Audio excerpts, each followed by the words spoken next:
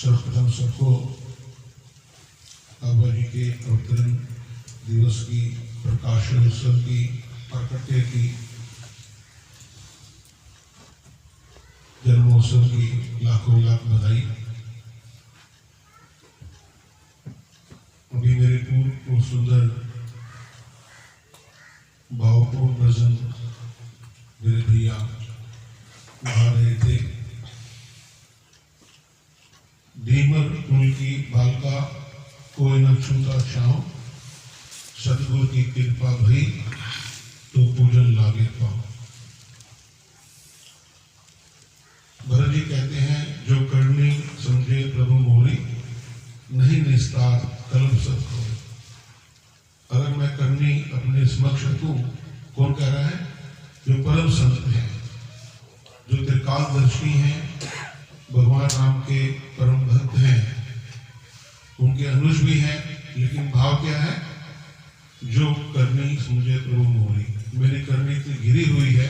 वो कौन कह रहे हैं? जो महान संत हैं, जो तत्वदर्शी हैं, जिनमें ज्ञान विज्ञान से ओतप्रोत उनका पूरा शरीर है। उनके भाव ऐसे हैं कि मेरी करनी बहुत छोटी है और आप बहुत बड़े हैं। ऐसे ऐसे महापुरुष जो हुए हैं, वो अपने आप को नीचा कह करके दूसरों को अपने शीर्ष पर स्थान देते हैं। वास्तव में यही सत्य मत है, यही अद्वैत मत है, यही सनातन का आधार है। अब ये प्रश्न उठता है कि महापुरुषों ने अवतार क्यों लिया? क्योंकि जिस निमित्त आज हम यहाँ बैठे हैं, अगर हम अपने मन में विचार करें, आकलन करें कि ये बार बार हर साल कार्यक्रम का पर्पस क्या है, प्रोजेक्ट क्या है, हमें क्या हासिल होता है, तो ऐसा बुजुर्ग महापुरुषों से सुना कि उनको तो कुछ फर्क पड़ने वाला नहीं। जन्म शताब्दी मनाते हैं, गुणगान गाते हैं, खुशियां मनाते हैं, भंडारे करते हैं, लेकिन हमारा जीवन बनता है, हम कंपेयर करते हैं अपने आप को, वो क्या थे और हम क्या हैं। इन सब आयोजनों के पश्चात अगर हमने उनके गुणों को आत्मसात नहीं किया, ये विचार करने वाली बात है कि हम इतने सालों से उनका जन्मोत्सव, प्रकाशोत्सव, अवतरण और जयंती मना रहे हैं। हमारे जीवन में वो खूबियां, वो गुण, वो विशेषताएं उतारी हमने आत्मसात करके कि हम वैसे के वैसे ही रहे। तो मैं पहले मेरा ये विचार था कि हम क्यों ये ऐसा महापुरुष इस संसार में अवतार लेते हैं, क्या अवस्था है। गीता में इसका बहुत सुंदर विवेचन किया गया है। यदा यदा ही धर्मस्य ज्ञानीभूति वार्ता अभिधान धर्मस्य तत्त्वस्य ज्ञानेन प्रकरणाय साधुनां विनाशाय च दुष्कृतां धर्म संस्थापनाय संभावी युगे युगे। श्री रामचरितमानस में भी इसका उल्लेख आया है। जब जब हुई धर्म की हानि, भारी असुख अभिमानी, करही रीति जाई नहीं बरनी, सिधई दिव्य जन धरनी, तब तब धरी प्रभु विविध श्री राम, हर ही कृपा निधि सज्जन की। तो ये उनका आगमन जो हुआ, वो केवल हम लोगों के लिए हुआ, ताकि हम अपने आप को पहचान सके, आत्म साक्षात्कार कर सके। क्योंकि कलयुग में सेल्फ रियलाइजेशन बहुत इजी है। अगर हम सतयुग की, त्रेता की, द्वापर की बात करें, तो उसमें हजारों वर्ष तपस्या या अनुष्ठान करके हमें परम पद की प्राप्ति होती थी। लेकिन जो समय के महापुरुष हैं, उन्होंने इसको सरल कर दिया। उन्होंने कहा, कलयुग केवल नाम आधारा, सिमर सिमर नर उतर ही पार। और संत महापुरुष ना आते तो क्या होता? ये प्रश्न है। तो मैंने उनके आगमन का जो ध्येय है वो आपको बताया कि वो किस लिए आते हैं। सभी जानते हैं, बहुत सिंपल संस्कृत मैंने बताई आपको, और रामचरितमानस का भी जो उदाहरण दिया वो भी सरल है। वो ना आते जगत में कहते कलयुग काली बादली, जड़ जड़ पड़े अंधार, सतगुरु ना होते जगत में तो जल मरता संसार। अगर महापुरुष यहाँ अवतरित ना हो समय समय पर संत रूप में, जैसे कि हमारे श्री स्वामी धर्मपाल जी महाराज थे, उनका जीवन कैसा था? सरलता का, विनम्रता का, प्यार का, मर्मस्पर्शी उनके विचार थे। तो हमें उस जीवन से क्या प्रेरणा मिलती है कि हमें जहाँ अपना गृहस्थ धर्म निभाना है वहां पर जो अपनी प्रीति है वो गुरु महाराज के चरणों में निरंतर लगाई रखनी चाहिए। अगर हमारी प्रीति गुरु महाराज के साथ जुड़ती है तो हमारे सारे कार्यों के जो उत्तरदायी हैं वो गुरु महाराज जी स्वयं है। और उसके लिए उन्होंने क्या हमें प्रेरणा दी? पापा जी महाराज ने सत्यम वद धर्मम च, यही वेदों का, शास्त्रों का, उपनिषदों का, पुराणों का सार है। सत्यम वद धर्मम च, सत्यम वद का मतलब है सत्य भाष्य करो, और धर्मम च, जो धर्मानुकूल जो शास्त्रों में हमें बताया गया है, हमें प्रातः काल उठ के रघुनाथा माता पिता गुरु नाम ही माता, यही से हमारा संस्कार शुरू होता है जीवन में। भगवान राम मर्यादा पुरुषोत्तम थे, सभी जानते हैं। अब ये नींव रख दी उन्होंने, ये निर्धारण कर दिया सुबह उठ के पहले क्या करना है, और फिर इस सीक्वेंस में आपने प्रणाम करना है। माता पिता गुरु नाम ही माता, यही से संस्कार शुरू होते हैं। पहले माता के चरणों में हमने शीश रखना है, और शीश तब तक रखना है जब तक माता का वर्ग हस्त हमारे शीश पर ना हो। आजकल तो प्रकरण ऐसा चल रहा है कि घोड़ों तो हाथ जाता है ऐसे करके, और भी नया मैं देखा फैशन ऐसे करके आ गया, ऐसे बात करते हैं प्रणाम करने के लिए, कहते हैं नहीं ऐसे नहीं करते। अष्टांग प्रणाम सबसे सर्वश्रेष्ठ माना गया है।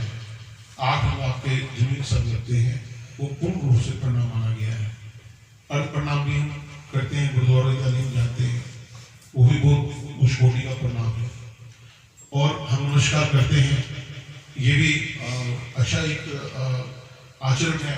किसी गेस्ट आपके घर में आए या आपके मित्र पड़ोसी आए तो जब हाथ जोड़ते हो तो आप सेवा रूप में उपस्थित होते हो कि मैं आपकी क्या सेवा कर सकता हूँ। ऐसा भाव आएगा, ऐसी निर्मता आएगी तो जीवन के बनते धीरे लगते। तो मैं बात कर रहा था रामचरितमानस की, प्रातः काल उठ के रघुनाथा माता पिता गुरु नामी माता। अब इसको हमने निश्चय कर लेना है, इस सीक्वेंस में गलती ना हो, क्योंकि भगवान राम मर्यादा पुरुषोत्तम थे। प्रथम श्री शिव का माता के चरणों में झुकता था, और तब तक झुका रहना चाहिए जब तक माता अपना हस्त उस शीश पर ना रखे। उसके पश्चात हमने पिता को जाकर के प्रणाम करना है। वही लिखा है, इसको फेरबदल नहीं है। वही अपना जो शीश है वो अपने पिताश्री के चरणों में रखना है। जब तक रखना है जब तक वो अपना हस्त हमारे शीश पर ना रखे। तो उसके पश्चात जो साक्षात गुरु हैं, जो अपने धारण किए हुए हैं, अगर वो अवेलेबल हैं तो ठीक है, नहीं तो उनका स्वरूप सबके घरों में विराजमान होता है तो नियम पूर्वक आप उनको स्नान करा करके यथाविधि पूजा करके भोग लगा करके आप उनके चरणों में आधा घंटा 15 मिनट बैठिए। एक घड़ी आधी घड़ी, आधी से बुनियाद तुलसी शंकर साहब की कोट कटे। करोड़ों जन्मों के जो पाप हैं वो एक घड़ी आधी घड़ी से भी कम समय में वो सारे क्षीण हो जाते हैं, लुप्त हो जाते हैं जो अपने पाप किए हैं, और आपकी जो सच्ची प्रीति है गुरु चरणों में निरंतर लगी रहती है। अब दूसरा ये प्रश्न है कि हमने माता के प्रति, पिता के प्रति, गुरु के प्रति हमने ये कर्म कमाना है। अब एक भजन आता है, मेरे मत्थे ते लिख दे नाम अपना, गाते होंगे जो बहनें गाती हैं, भाई लोग गाते हैं। तो महापुरुष कहते हैं कि तुमने अपनी लाज हमारे हाथ में नहीं रखी। आप किसी गुरु को मानते हो, बाबा जी महाराज को मानते हो, आप ये कहते हो कि मेरी लाज बचाना। इसका उल्टा है, महापुरुष कहते हैं मेरी लाज आपके हाथ में। बड़ा अजीब प्रश्न है कि आपने क्या कह दिया। मैं इसे कह रहा हूं कि जब आप इस महादरबार से जुड़े हुए हो, जब किसी थर्ड पर्सन के साथ, संसारिक व्यक्ति के साथ आपका व्यवहार हो, तो उसके आपके आचरण से, आपकी बात से ये पता लगना चाहिए आप किस उच्च कोटि महान पुरुष से जुड़े हुए हैं। अगर कोई भी बच्चा गलती करता है ना, तो लोग कहते हैं उड़ाना भाग बोलते हैं। कोई शिशु गलती करे तो इसी प्रकार से जो व्यक्ति नाम दान ले लेता है और उसके मथे पर स्टैम्प लग जाती है गुरु महाराज जी की, ये नली दरबार से जुड़ा हुआ है, ये पापा जी महाराज से जुड़ा हुआ है, ये राधा स्वामी मठ से जुड़ा है, ये गुरुवाणी से जुड़ा हुआ है। लेकिन अगर उसके द्वारा कोई ऐसा अपराध हो जाता है या ऐसी कोई भूल हो जाती है, तो लोग सीधा ये कहते हैं, इसको लाना देते हैं उसके गुरु को। जैसे शिशु के किसी कर्तव्य से उसकी मां को लाना मिलता है, इसी प्रकार शिष्य का आचरण कोई ऐसा हो जाए तो उसका भी लाना उसके गुरु को मिलता है। तो शताब्दी मनाने का, प्रकाशोत्सव मनाने का, जयंती मनाने का जो सच्चा ध्येय है वो ये है, हे गुरु महाराज जी, मेरी प्रीति आपके चरणों में लग जाए। अगर हमने इसके अलावा कुछ और मांगा तो संसारिक तो लेन देन का व्यापार हो गया कि मैं चिड़िया किया, मैंने ये किया, मेरा ये काम हो गया, मेरा अमुक काम हो गया। लेकिन आप ये सच मानो, बड़े भाग मानुष तन पावा, सुर दुर्लभ सब का हुआ। ये कार्य तो आपके पिछले जन्मों के कर्म भोग के कारण हमें सुख और दुख होते रहेंगे, इससे कोई आपको बचा नहीं सकता। हाँ, जब आप सच्ची गुरु भक्ति करते हैं, प्रीति करते हैं, तो वो दुख आपको दुख महसूस नहीं होते, वो आते हैं, आपको टच करके निकल जाते हैं। वो जो उन्हें घाव करना था, गुरु धारण करने का ये लाभ है कि बड़े से बड़ी दुख भी अगर आपके जीवन में आता है तो आपको टच करके निकल जाता है, वो घाव नहीं करता है। ये संसारी लोग विलाप करते हैं दुख में, लेकिन सत्संगी जो है वो जानता है। नैनम चिंतित शस्त्राणी नैनम देहती पावका, न चैनम करे आपको न शोषती मानता। क्योंकि इस संसार में जो जीव आया है उसने अवश्य यहाँ से प्रस्थान करना है। आप किसी भी उदाहरण ले लीजिए, राजा हो या गरीब हो, सबको संसार से जाना पड़ेगा। तो उस मकसद को याद रख के महापुरुष कहते हैं, जाग लेहू पूरे मन जाग लेहू, का गाफिल सोया, जो तन उपजा वो भी सपना हो गया। अब हम तो कहते हैं हमारे बच्चे हैं, हमारा मकान है, हमारी बिल्डिंग है, हमारी कार है, लेकिन महापुरुष नहीं कहते कि कमाई ना करो, नौकरी ना करो, व्यवसाय ना करो। कहते हैं रहो, लेकिन अपने आप को अलग करके रहो कि मैं शरीर नहीं हूँ, मैं आत्मा हूँ। और जो जो संबंध मेरे बने भाइयों के, बहनों के या रिश्तेदारों के, वो मेरे पिछले जन्मों के कर्मों का परिणाम है। और इसका मतलब नहीं कि आपको आप लोगों का अनादर करना है, सबकी यथा योग्य सेवा करनी है। महापुरुष कहते हैं इंसान की सेवा सच्ची भगवान की सेवा है, और इंसान से सच्चा व्यवहार भगवान से सच्चा व्यवहार है।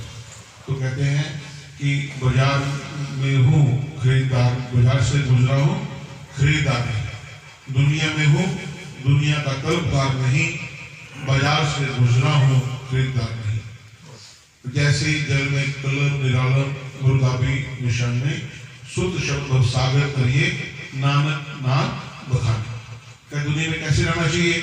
जैसे कमल जो है गंगी से भी उपरिया होकर के उपज करके भी उस पर छींटे नहीं लगते। इस प्रकार से संसार में रहना है, सारे कार्य व्यवहार करते हुए शरीर की सेवा करनी है।